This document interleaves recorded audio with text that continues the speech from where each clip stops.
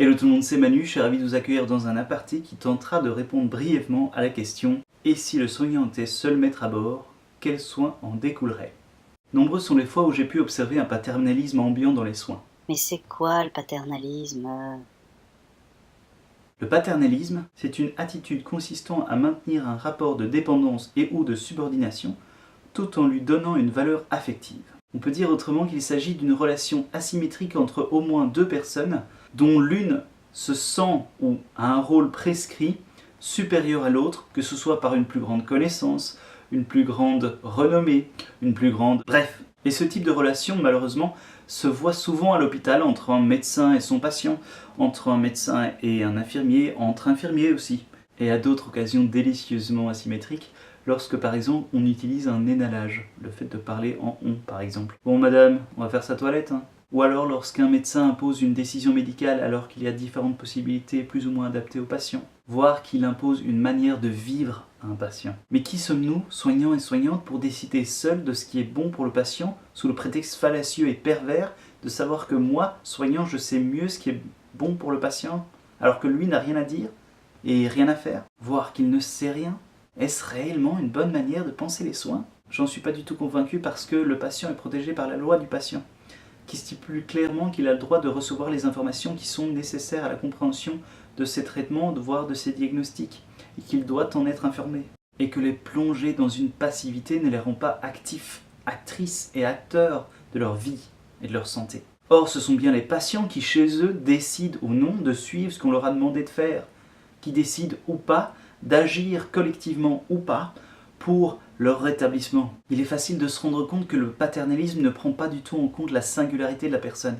Et allez, encore un concept abyssal que tu vas expliquer en 10 secondes. Mais chut! La singularité développée par Walter Hesbain explique que celle-ci peut être vue comme le souci que l'on a de respecter la personne et de se montrer soucieux de sa dignité, dans ce qu'il appelle une éthique du quotidien des soins et dont je mettrai les références en dessous de la vidéo.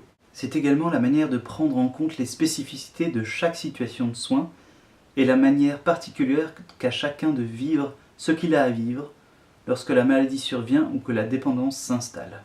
Autrement dit, c'est une adaptation à la spécificité de chaque situation de soins dans laquelle un patient est confronté à un soignant pour ne pas être uniquement dans le faire, c'est-à-dire dans les techniques, mais également dans ce que certains ont appelé le relationnel. Qui a vu du relationnel sur son gâteau paternaliste? À mon sens, bien sûr, il est nécessaire de réunir les techniques et le relationnel pour trouver un juste milieu. Au-delà de ce sens précis, la prise en compte de la singularité, c'est en fait la prise en compte également des besoins, des difficultés, des envies du patient. Or, on l'a vu, un soignant paternaliste aura tendance à imposer ce qu'il pense être bon pour le patient et ne s'adaptera pas à ce patient. Mais alors, dans le domaine de la vérité véritable, comment fait-on pour prendre en compte la singularité de chaque patient et de chaque situation de soins? Walter Hesbain parle d'éthique du quotidien. Je propose plutôt le concept de réflexivité pour soutenir la prise en compte de la singularité, de nouveau dans le plaidoyer que je développe. Le terme réflexivité, à la base, fait référence à se prendre soi-même pour objet d'une réflexion, mais à mon entendant, il s'agit d'une réflexion plus large sur ce qui est, c'est-à-dire sur le soignant, sur la situation de soin dans laquelle il est, mais également sur le monde qui l'entoure. Dans la situation que je développe ici, si en tant que soignant je réfléchis à ma posture, à ma position en tant que soignant par rapport à un patient, je peux comprendre que mon rôle n'est pas d'imposer ma manière de fonctionner avec ma pensée, mes valeurs, mes comportements, mes représentations à un patient qui a une vie propre, qui a donc des croyances, des représentations et des valeurs propres, mais plutôt de le guider vers un rétablissement en tenant compte de ce que lui sait, de ce qu'il croit et de ce qu'il ne comprend pas aussi, pour prendre en compte sa singularité en n'étant pas un robot qui fait uniquement des actes, mais bien un être humain qui est face à un autre être humain bienveillant et source de ressources pour permettre au patient d'être actif, c'est-à-dire ultime décisionnaire des choix qu'on lui propose, être acteur de sa vie. Pour sortir du schéma facile